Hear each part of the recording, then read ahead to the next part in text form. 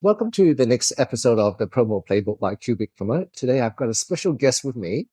His name is Raymond Seeto, and Raymond Seeto has had and continues to have an incredible career.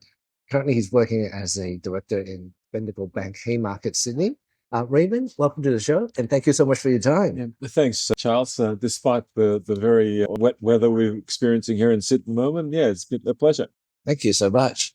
Well, Raymond, you've had an incredible boardroom. Sorry, you've had an incredible career. You continue to have an incredible career. I want to find out a bit about the person behind yourself. If you could share, and we could talk about stories of risk, resilience, and purpose, just to find out what it takes to have such an incredible career. That'll be amazing. So I've got a set of questions for you. So Sure. are you ready? Sure. Brilliant. So I see that on your LinkedIn, it's incredible. I'm reading through finance director of Avon, finance director in a biscuit factory. Maybe let's start there. How did you come from background in Avon into a biscuit factory of all Well, things? there are similarities in the business simply because in Avon, we're a fast-moving consumer item. And biscuit factories are similar because they're making millions of these things. And so, at the end of the day, the numbers of numbers. And so there are, you're looking at numbers and making sure that everything is fine in that respect. So, yeah. You get to taste test the biscuits? Oh, well, it was funny because when I was going through those career stages, I was living as an expatriate in China at the time, in Guangzhou. And I was part of the very early team going into China, where it was in the late 1980s. That was when Tiananmen Square had just happened in okay. 89.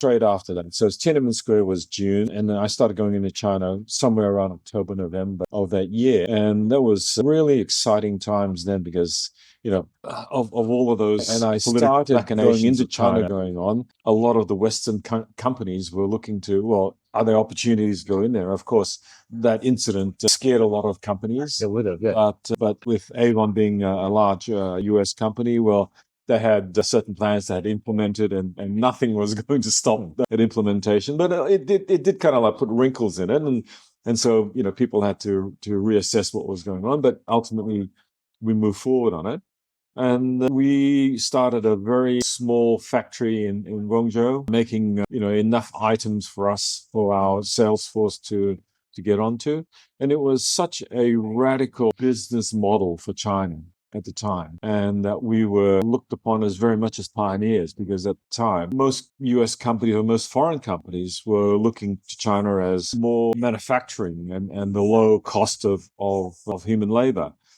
And so that was their primary aim. We looked at it differently, and together with other direct selling companies such as Amway, we introduced a new way of retailing, a new way of reaching out to consumers. So that was very exciting times in that period. That was. So the type of biscuits, are these chocolate biscuits? Are they what types of biscuits? Well, I had moved from Avon to a French company called Danone. Oh, that's a yogurt company. Yogurt company, absolutely. And they were one of the world's largest food groups. And they own a number of other brands that, people probably would know the brands, but wouldn't know, the owners behind it. And they were an expansion drive as well. And they had started a yogurt company in Guangzhou.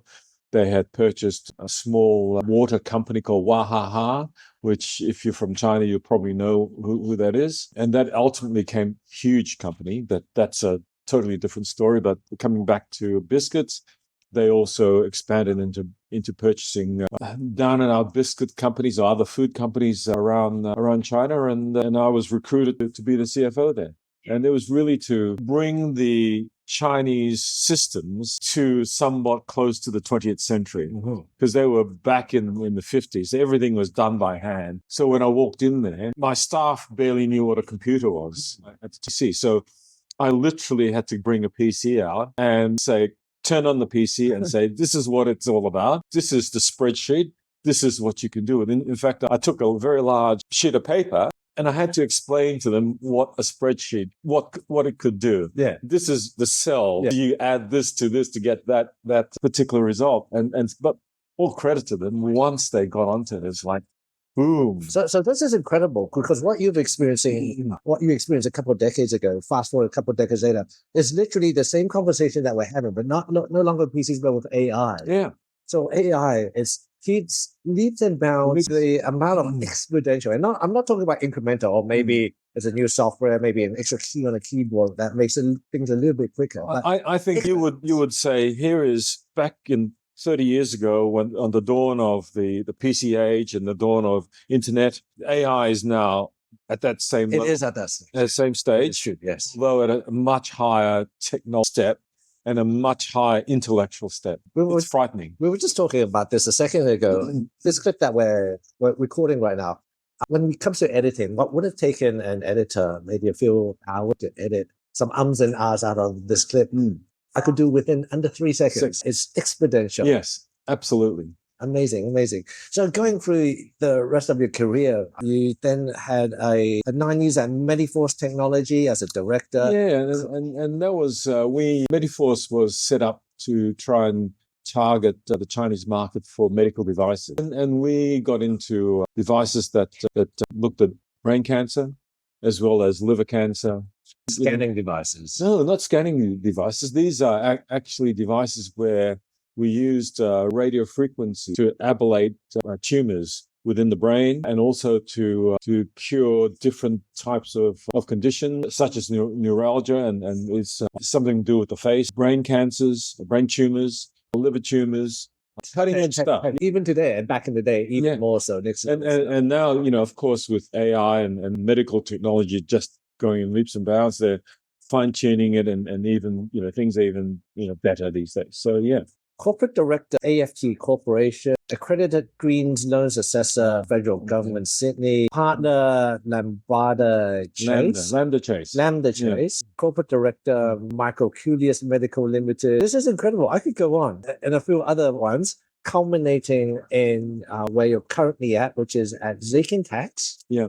As well as Bendigo Bank. Zyken is my own thing. I specialize in helping companies who are doing research and development, and I help them do their research and development claims from the ATO. It's a really exciting area because I get to talk to people who are at the top of their game and looking at developing products to get into the market. For example, I have a client that uses AI and develops software for a range of different things for their own clients, such as doing game and doing a range of other things. And as well, I've got clients doing development for travel, really, really good stuff, as well as clients who do very, I would say, 20th century stuff like manufacturing. Manufacturing is not dead. It's not dead. It's still alive, but it's, needs a bit of help, clearly. So yeah, I love talking with, those people who have, ideas in which to improve their products and to come up with new products. And Bendigo Bank, your role there, if you could share with us, how did you get involved? Okay. And what are the aspirations for the Bendigo Bank brand? Well, I've been a director of our community bank at Darling Square for nearly coming up to 10 years, slightly less than 10 years, about 8-9 years. So Darling Square, for the audience out there, is in Sydney, New South Wales. Yes. It's in the heart of Haymarket, in the middle of Sydney CBD. Yes. And we're a franchise of Bendigo Bank. So shareholders own the branch, but we use the Bendigo Bank platform to provide banking to our customers. And what the beauty of it is, as I mentioned the word community bank, is that the community bank concept is actually that people within the area come together and create this service provider called the community bank, where it provides banking services, but the profits that's generated from that is then, to a greater or lesser extent, sent back into the communities to support community projects. We help local land care, we help Men's Shed, we help within our area the museum, the Maritime Museum. We help charities like Impact 100 Sydney. I could go on. We help, the Children's Tumor Foundation.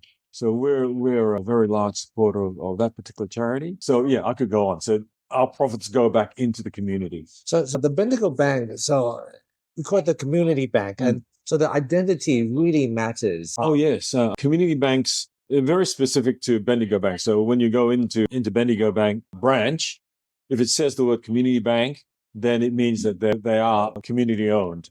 If you don't see the word, then it's a corporate owned and run branch. So that's how the words symbolize and Symbolizes the meaning, yes. incredible. So trust is fragile in banking because it's so easy and there's so much competition in banking for connections, for clientele. How do you keep the human connection alive in a industry that is frankly quite cold and transactional? Yes, it is, and we can see that in the industry today, in terms of the way the big four are closing branches. Community Bank and Bendigo Bank look at it differently. We have a very human touch associated with our brand. I think you'll see the latest brand trust surveys in that Bendigo Bank is right up top 1 or 2 most trusted brands in Australia. It reflects the way that the bank sees people and the way the bank wants to conduct and communicate with people. And so that, I mean, I like to call it banking for everyone, where if you come in, you will get someone, a human being talking to you. If you have more complex issues to sort out, we will sit you down, we'll make you a cup of coffee, and we'll make sure that you are looked after in the best possible sense. It's an experience. I think it's very possibly more common in Asian countries. My sister, for example, she's a teacher in Hong Kong. And when she goes to banking, she gets the private bank treatment that normally is reserved for the more wealthier people in Sydney. And so it's interesting that the community bank would give that experience to everyday Australians as well. Well, that's what our point of difference is, especially at Darling Square. You know, we have a range. It doesn't look like a bank.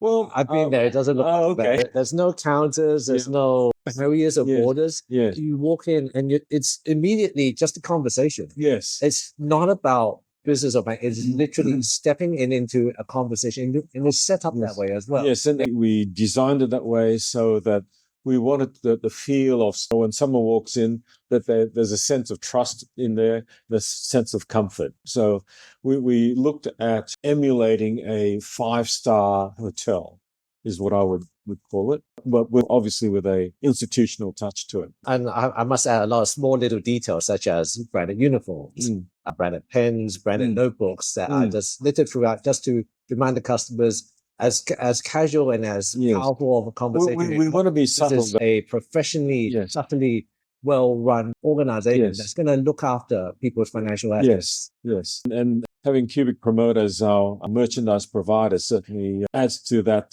aura. Thank you. If you were to sum up Bendigo Bank's story in the next 10 years into a single sentence, how would you summarize that? Is it business as usual?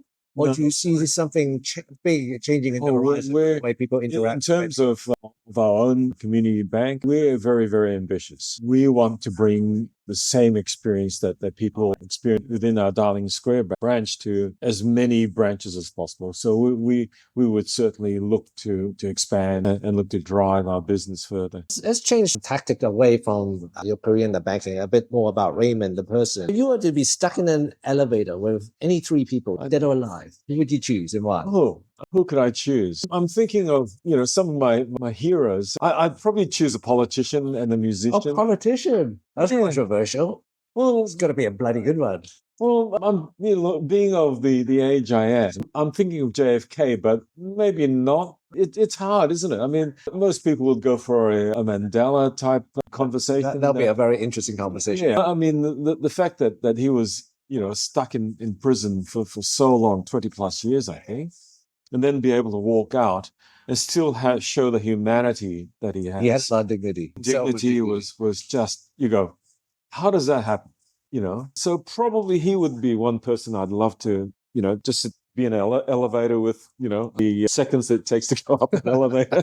Hope it takes longer. Who else would I love to? I think he's someone that has leadership, and he led from a position of dignity and a position of where he didn't play the politics so much. And that's what I loved about that. So oh, look, because I'm a baby boomer, I tend to like singer-songwriters. I don't know.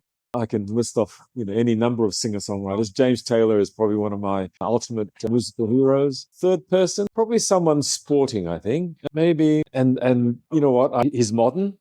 Tadej Pogacar, who's a cyclist, and he won the last couple of editions of Tour de France. And in fact, I did meet him back in 2022. Young chap at the time, spoken, but obviously Not a discipline, not a grit, clearly. Winning Tour de France a couple of times. Well, he's now won a 4-time, but what I like about him is that when he was young, he was very, very aggressive. He just thought about going. He was, he didn't think about the consequences. Now he's more strategic. He thinks about things now. And he doesn't do anything that is not going to not come out without something positive. So yeah, so that would be probably my choices in an elevator. Very well considered choices. They're very strategic conversations that we have had between the individuals as well. What's one of the most useless talent that you secretly?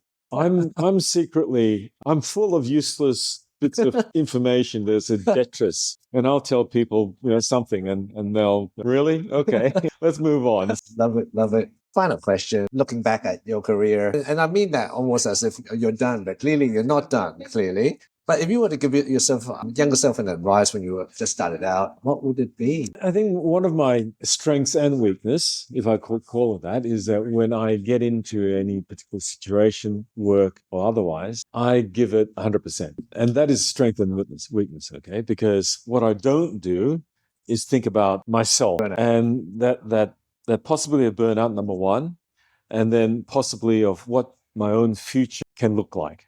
Because I tend to look up. I'm trying to give the best for whoever I'm doing work with or for. I don't try and look after myself. So that's probably, what I would say to myself. Step back and think more strategically for yourself. Yes. Think the long term and really, and I would give this advice for any young person now. Whoever you work for will only look after themselves. You need to look after yourself as well. Great advice. Great advice. Well, Raymond, thank you so much for your time. It's been a brilliant conversation. Thank you, Charles. Good career, and you continue to do so. No, thank you. I've enjoyed my career and hope to keep on contributing to Bendigo Bank and keep on contributing to friendships like yourself. Likewise. Fantastic. Thank you. Thank you for listening in on the latest episode of the Promo Playbook. Please stay tuned for the next and future episodes.